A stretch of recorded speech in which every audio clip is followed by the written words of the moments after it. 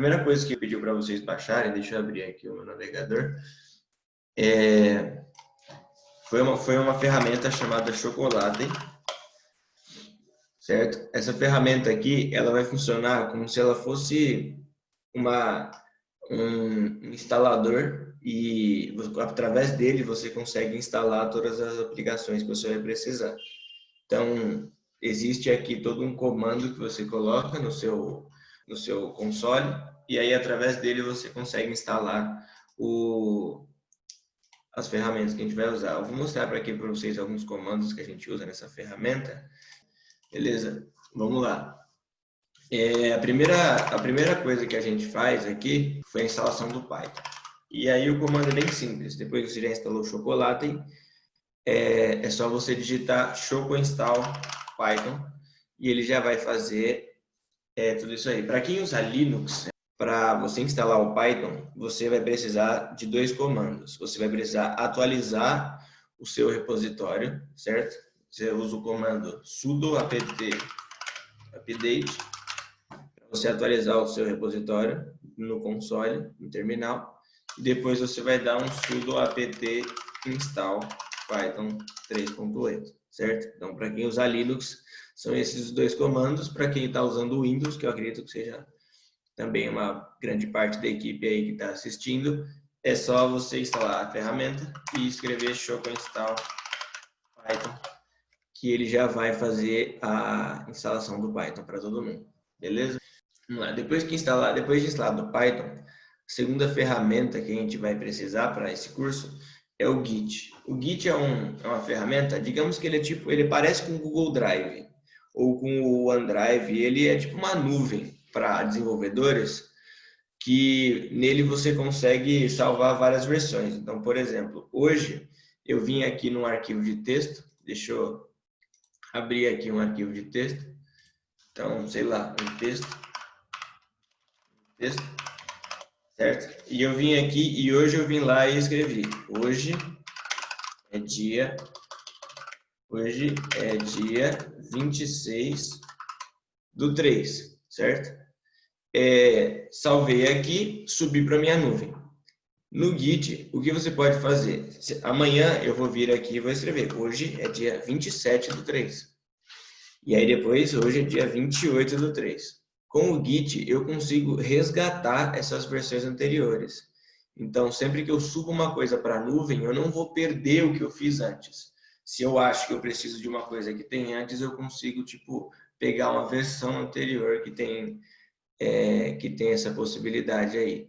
Então, vamos lá. O Git, a instalação dele é bem parecida com o Python. Se você quiser usar o Chocolate, é só você escrever choco install Git, choco install Git. E aí ele já vai te dar a opção de instalar o Git ali, ele já instala tudo certinho e a última versão disponível já vem aí para você.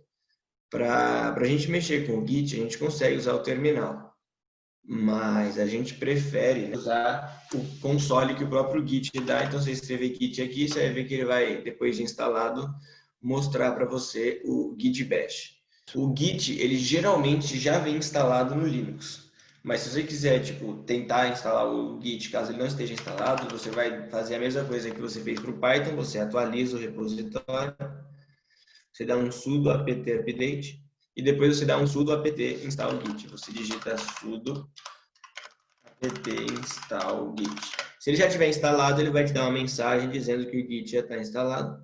E se ele não tiver instalado ainda, ele vai instalar o Git. Certo? Então vamos aqui.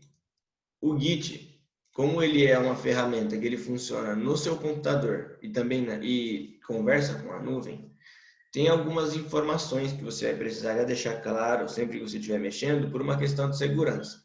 Boa parte dos lugares onde você consegue usar o Git, seja lá no GitHub ou seja no Bitbucket, no GitLab, que são vários lugares onde você pode deixar os seus repositórios, a sua nuvem salva, você vai precisar dizer qual que é o seu nome e qual que é o seu e-mail. E aí a gente vai ter alguns comandos para fazer isso, beleza? Isso daí é a primeira coisa que a gente faz sempre que a gente for instalar o Git. Para quem estiver instalando uma nova máquina, pode usar isso. Dando um exemplo aqui de como é que o Git funciona, olha só. Eu vou entrar aqui num lugar chamado GitHub, certo? Aqui é um lugar onde a gente costuma deixar salvo várias coisas do Git, certo? Eu já tenho aqui uma conta. Deixa eu procurar aqui, um bem conhecido aqui, vou procurar aqui de um nosso parceiro da Guilu, pra vocês poderem ver. Então, olha só, aqui a gente tem um repositório, certo? E isso daqui é muito bom para salvar as informações se tiver tipo, problema de máquina, se for outras pessoas trabalhando no mesmo repositório. Então, olha só, por enquanto, nesse desenvolvimento aqui, a gente só tem um desenvolvedor trabalhando. E aí, aqui no GitHub, ele dá aqui algumas opções para você, mas você também consegue ver pelo Git. Então, você consegue ver, por exemplo, aqui, ó. Olha aqui. A gente tem aqui, ó, um histórico de todas as vezes que ele salvou na nuvem. Então, a gente tem aqui, ó, qual foi a mensagem que ele deu quando ele salvou na nuvem e quem foi que subiu, quem foi que salvou na nuvem. Então, no caso, foi o Thiago Mello. E aí, aqui, ó, você consegue ver, se você vier aqui no repositório dele de volta, deixa eu voltar aqui, você consegue ver aqui, ó, tá vendo? Todos os arquivos dele estão salvos. Então, você consegue ver, tem aqui o menu dele. O menu dele foi salvo há 2 dias atrás. Ele salvou há 2 dias atrás. E a sugestão dele foi salva há 15 horas atrás. Se você conseguir, se você quiser uma sugestão que tenha sido salva antes, é só você vir aqui, ó, e antes aqui você consegue ver se tem alguma sugestão antiga que você quer ter acesso, entendeu? E aí você consegue deixar salvo. Isso daqui estava na máquina dele e aí ele disponibilizou na nuvem aqui. No caso do projeto dele, se eu não estou enganado, esse daqui é um projeto público. Esse aqui é um projeto público e se você quiser mexer aqui, tipo ajudar ele no desenvolvimento do projeto dele, você consegue acessar aqui e falar, poxa, aqui no menu eu quero adicionar uma nova função. Então, eu venho aqui, salvo na minha máquina o código dele, acrescento uma coisa e subo para a nuvem o meu código adicionado, certo? Se o meu código tiver alguma coisa que conflita com o código dele, o Git automaticamente vai fazer uma coisa, ou seja, eu faço uma coisa que é para andar para a direita e ele faz, e o código dele anda para a esquerda. O que o Git vai fazer? Vai falar, ó, essas duas áreas aqui estão em conflito. Resolva isso aqui primeiro, antes de você poder salvar. E aí ele vai criar essa possibilidade aí de você poder resolver esses problemas de conflito. Então, quando você estiver trabalhando em equipe, se você bota uma coisa na nuvem e aí o seu amigo sobe outra coisa e tem algum conflito entre as informações de vocês, vocês conseguem deixar esse conflito ser resolvido sem sobrescrever um ou outro, entendeu? E aí vocês conseguem trabalhar muito mais eficientemente em equipe aí com o Git. Quando a gente faz a instalação do Python pelo site do Python, usando o Windows, a gente tem alguns problemas. O primeiro problema da instalação do Python pelo próprio Python é que ele pode dar alguns problemas de compatibilidade com boa parte das versões do Windows, beleza?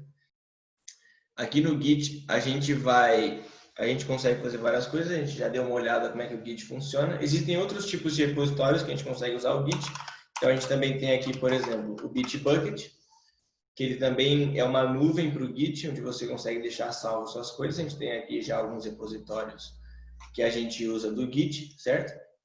Aqui no Bitbucket. E tem um outro também que também é bastante usado, que vocês podem acabar vendo bastante, que é o GitLab. Todos esses três para usuários normais.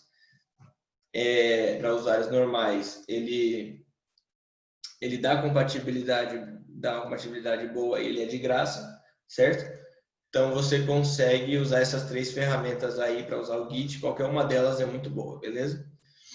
Vocês podem usar qualquer uma delas, elas vão funcionar perfeitamente aí, não vão dar nenhum problema para vocês.